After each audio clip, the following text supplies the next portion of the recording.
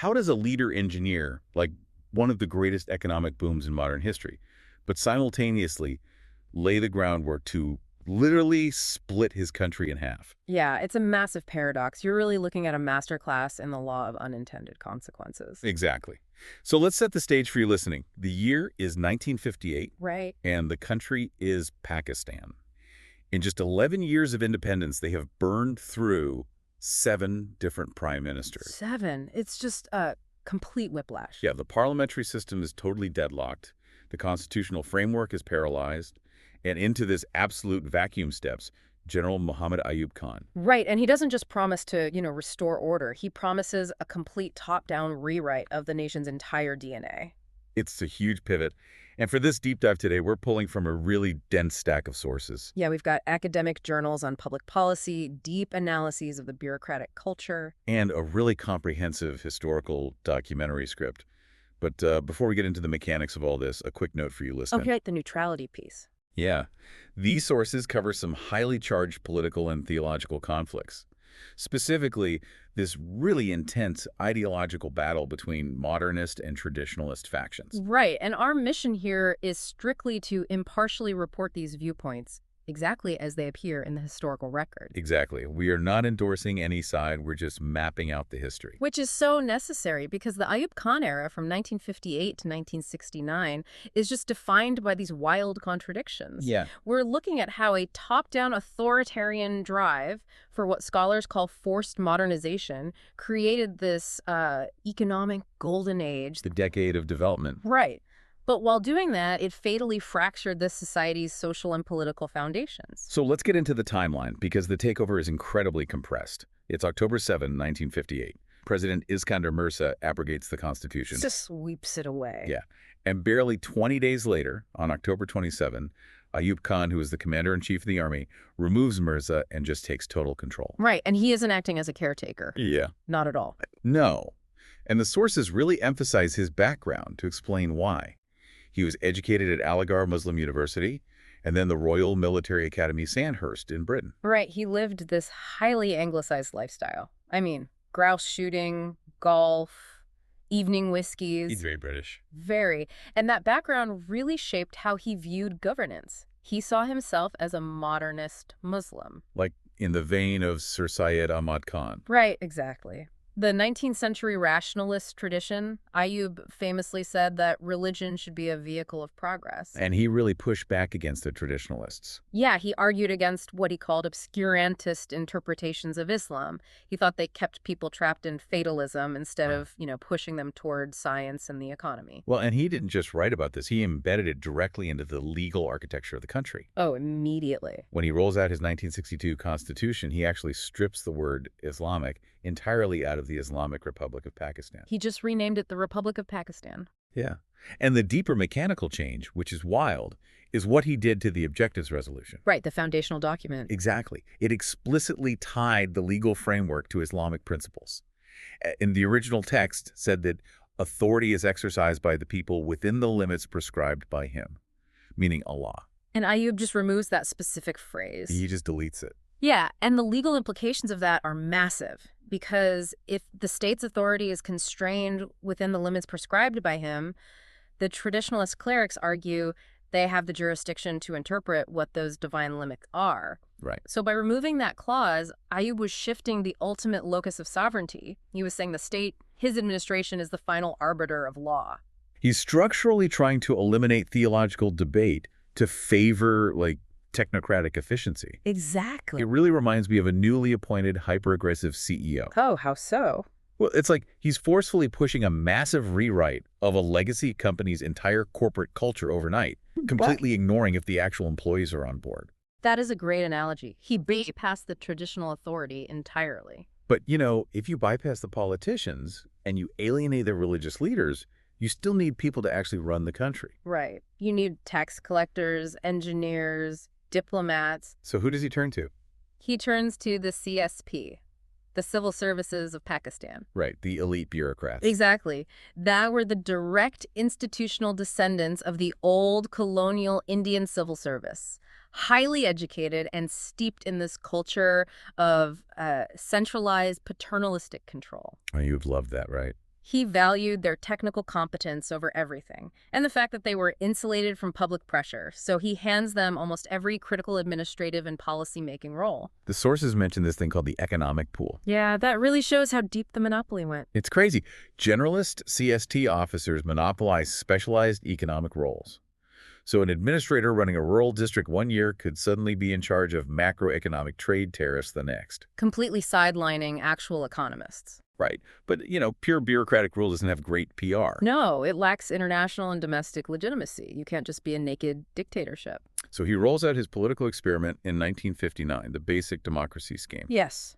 Pitched as grassroots decentralization. Pitched being the key word there. So he creates these 80,000 basic Democrats at the local village and ward levels. Right. But the whole thing is just a giant electoral college. Those 80,000 people were the only citizens allowed to vote for the president in the assemblies. And through that tight network, Ayub secures this astonishing 95% approval rating in a 1960 referendum. Okay, I have to push back on this, though. I mean, basic democracies. Isn't controlled democracy just a polite oxymoron for a dictatorship with better PR? Oh, absolutely. His critics immediately called it a facade.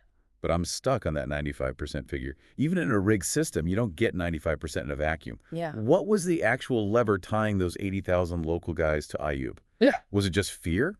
No, not just fear. It was a massive patronage network, and it was managed by the CSP. The bureaucrats again. Exactly. The state funneled huge development funds, specifically through the Rural Works program, right down to the local councils. Ah, okay. Follow the money. Always. But the local CST bureaucrats had oversight over those funds. So if a basic Democrat wanted resources for their village-like roads or schools, they had to fall in line politically. So the 95% wasn't ideological love, it was transactional. Highly transactional, political loyalty traded for state resources. Wow. Well, with the political engine completely locked down, the administration unleashes this wave of economic projects. And this is the decade of development, from roughly 1960 to 1965. The numbers are just stunning. A 6% annual GDP growth. Which was huge for a newly independent developing nation. And almost 9% growth in large-scale manufacturing. Yeah, international economists like Gustav Papanek and even the World Bank were holding Pakistan up as the premier model for the developing world. The physical landscape changed, too. The Green Revolution brought high-yield crops. They negotiated the Indus Waters Treaty in 1960. Right, securing those vital water rights. And the dams. The Warsak Dam and the Mangla Dam, which was completed in 1967. Mangla was one of the largest earth-filled dams globally at the time. So on paper, total success story. But Ayub didn't just want to engineer the economy. He wanted to socially engineer the population to match his modernist vision. And this is where things get really explosive. Yeah. In 1961, he pushes through the Muslim Family Laws Ordinance. Right. It mandated registering marriages and divorces. It fixed the marriage age to 14 for females and 16 for males. And it regulated polygamy.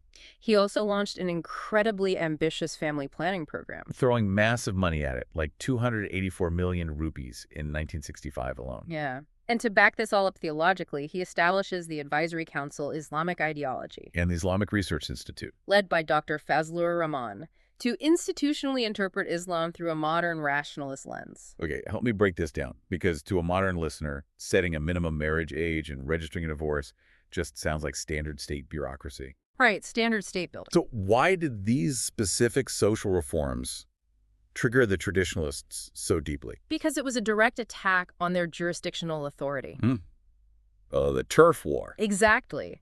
For centuries, personal and family law was the undisputed domain of the traditionalist clerics, the ulama.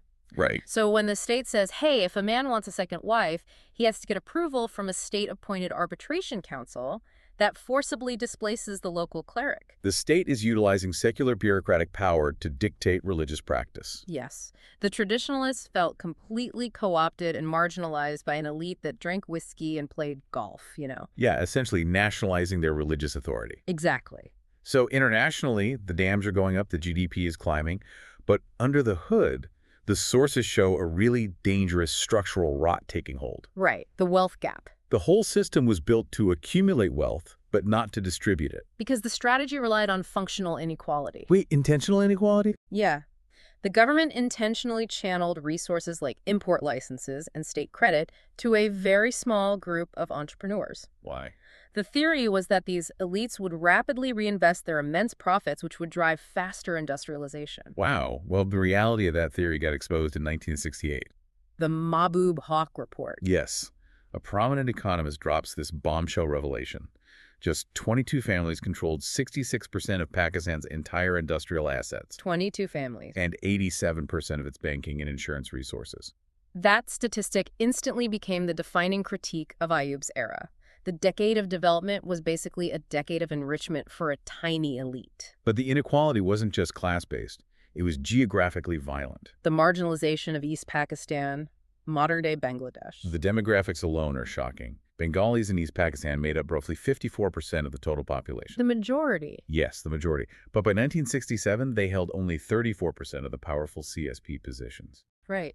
And the military headquarters, the federal capital, all the high-level bureaucracy, it was all physically located in West Pakistan. So all the international aid pooled in the West. Exactly. And meanwhile, East Pakistan is generating huge foreign exchange through its raw jute exports. But the central government is taking those earnings and disproportionately investing them into West Pakistani industries. It made the Bengalis feel like the state was literally an instrument of West Pakistani oppression. It's like building a towering, state-of-the-art skyscraper, Mm-hmm. but you pour all the concrete onto only one side of the foundation. That's exactly it. Eventually, the whole thing is just going to tip over. You need structural balance. You need democratic representation to absorb those pressures. And Ayub had built this incredibly rigid structure, so when the stress test finally came, it just shattered. And that stress test was the 1965 war with India. Right. Now, up to this point, his foreign policy was a balancing act.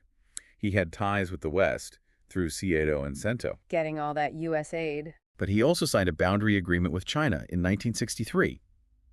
But then, full-scale war breaks out over Kashmir.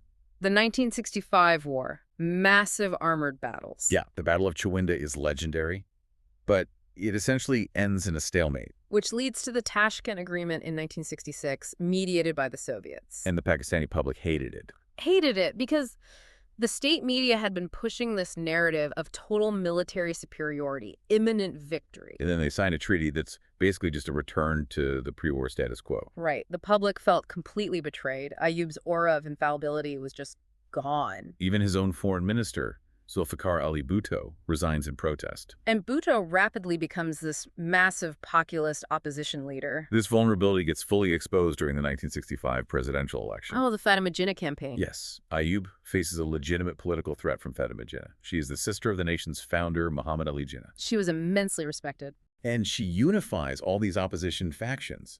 So Ayub, the staunch modernist, faces the very real possibility of losing. And what does he do? It is the most stunning ideological reversal. He goes to the traditionalist ulama, the exact same clerics he called obscurantist, Yeah. and tried to sideline. And he persuades them to issue a fatwa. A fatwa declaring that a woman cannot be the head of an Islamic state. It just exposes the total fragility of his whole ideology, you know? The tragic irony here is incredible. Yeah. He started his rule rewriting the Constitution to limit religious power, Right. and he ends up begging the religious right for a fatwa just to maintain his own grip on power. He weaponized the exact patriarchal authority he claimed he wanted to dismantle, and by doing that, he legitimized their political power. Which they eventually turned against him anyway. Exactly. By 1968, the rigid structure is completely fracturing. Nationwide protests. Students are protesting, workers are striking against the 22 families, and Bengalis are demanding regional autonomy. The system just collapsed under its own exclusions. Ayub gets so desperate, he even forces his modernist ally, Dr. Fazlur Rahman, to resign, just to appease the religious right. But it wasn't enough. On March 25, 1969, Ayub finally resigns. And his final act is a complete subversion of his own system. Instead of handing power to the Speaker of the Assembly, like his own constitution said, He illegally hands it to the army chief, General Ayub Khan, just paving the way for more martial law. which just accelerated the contradictions that led to the 1971 Civil War and the secession of East Pakistan. So, synthesizing all this for you listening, the towering GDP, the rigid bureaucracy, the 22 families, the fatwa, it leaves us with a very clear takeaway. Yeah. Technical competence and macroeconomic growth are powerful. Yeah. But if they are built on political exclusion and massive inequality and the marginalization of entire regions, This system cannot survive. right, development without democracy just generates its own fatal contradictions. It really makes you rethink what a developing nation actually means. High-yield crops and dams don't matter much if the social foundation is crumbling. Exactly. Which leaves us with a final provocative thought for you to ponder. Okay. Think back to the CSP. Those elite bureaucrats with absolute control, if they had actually designed an economic system that distributed the wealth of the decade of development equally between East and West Pakistan. Instead of giving it to 22 families. Exactly. If they had mandated equity, would the nation have stayed united? Could wealth distribution have overridden the lack of democracy and completely rewritten the modern map of South Asia? Oh, that is the defining historical counterfactual of the region. Something to explore on your own long after the numbers fade. Thanks for joining us, and we'll catch you on the next Deep Dive.